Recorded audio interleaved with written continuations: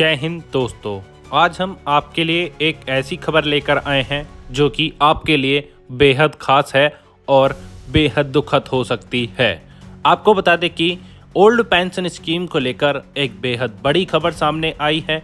आपको बता दें केंद्र सरकार का ओल्ड पेंशन स्कीम शुरू करने का कोई प्लान नहीं, केंद्रीय वित्त राज्य मंत्री ने लोकसभा में बताया। आइए जानते हैं लोकसभा में राज्य मंत्री ने क्या क्या बताया और कैसे कैसे बताया। जाने पूरी अपडेट विस्तार से, कृपया वीडियो को अंत तक देखें और सब्सक्राइब करें DPL न्यूज और बेल आइकन को दबाना ना भूलें। बड़ी खबर आपको बता दें, केंद्रीय वित्त राज्य मंत्री पंकज चौधरी ने 15 दिसंबर 2025 को एक लिखित जवाब में लोकसभा को बताया कि सरकार का नेशनल पेंशन सिस्टम NPS और यूनिफाइड पेंशन स्कीम UPS के तहत आने वाले केंद्र सरकार के एम्प्लॉयज के लिए पुरानी पेंशन स्कीम शुरू करने का कोई प्लान नहीं है। आपको बता दें सरकार ने कहा है कि उसका ओल्ड पेंशन स्कीम शुरू करने का कोई प्लान नहीं है। फाइनेंस मिनिस्ट्री ने यह स्पष्टीकरण तब दिया है जब केंद्र सरकार के एम्प्लॉयज की कई एसोसिएशंस ओल्ड पेंशन स्कीम फिर से शुरू करने की मांग कर रही हैं। फाइनेंस मिनिस्ट्री ने कहा है कि नेशनल पेंशन सिस्टम NPS और UPS यूनिफाइड पेंशन स्कीम के तहत आने वाले केंद्र सरकार के एम्प्लॉयज के लिए पुरानी पेंशन स्कीम शुरू करने का कोई प्लान नहीं है। आइए जानते हैं कई सांसदों ने सरकार से मांगी थी जानकारी।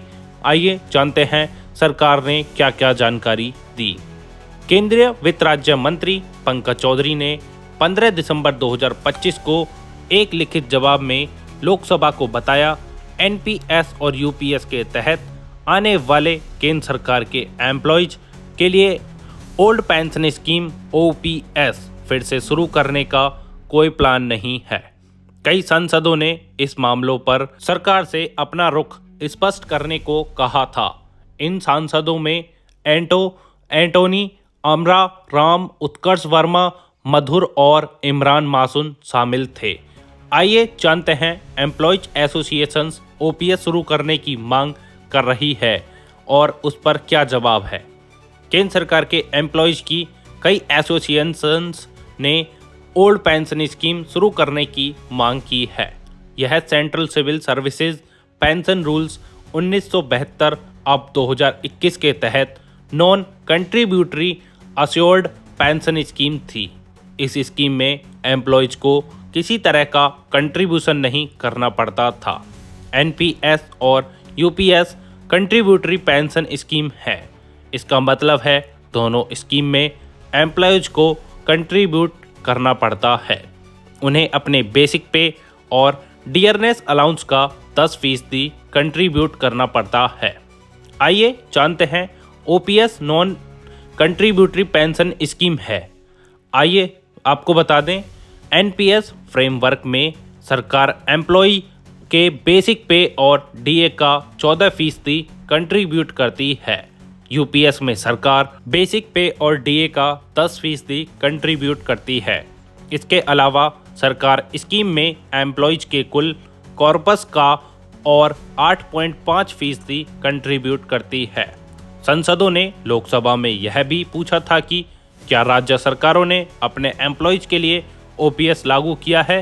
चौधरी ने इसके जवाब में बताया कि राजस्थान, छत्तीसगढ़, झारखंड, पंजाब और हिमाचल प्रदेश की सरकारों ने अपने एम्प्लॉयज के लिए UPS शुरू करने के फैसले के बारे में PFRDA को बताया है। आइए जानते हैं सरकार ने 2004 में की थी NPS की शुरुआत। सरकार ने केंद्र सरकार के एम्प्लॉयज के लिए 2004 में NPS शुरू की थी। इसने ओल्ड पेंशन स्कीम की जगह ली थी। बाद में सरकार ने 2009 में NPS को आम लोगों के लिए भी ओपन कर दिया था। यह मार्केट लिंक्ड पेंशन स्कीम है। आपको बता दें कि केंद्र सरकार का ओल्ड पेंशन स्कीम शुरू करने का कोई प्लान नहीं है। आपको बता दें केंद्रीय वित्त राज्य मंत्री ने लोकसभा में लिखित में स्पष्ट किया है कि सरकार अभी ओल्ड पेंशन स्कीम पर कोई लागू करने की उम्मीद नहीं है। ऐसी ही डेली अपडेट्स के लिए सब्सक्राइब करें DPL न्यूज़ और बेल आइकन को दबाना ना भूलें, जिससे हमारी अपडेटेड वीडियो सबसे पहले आप तक पहुंचे।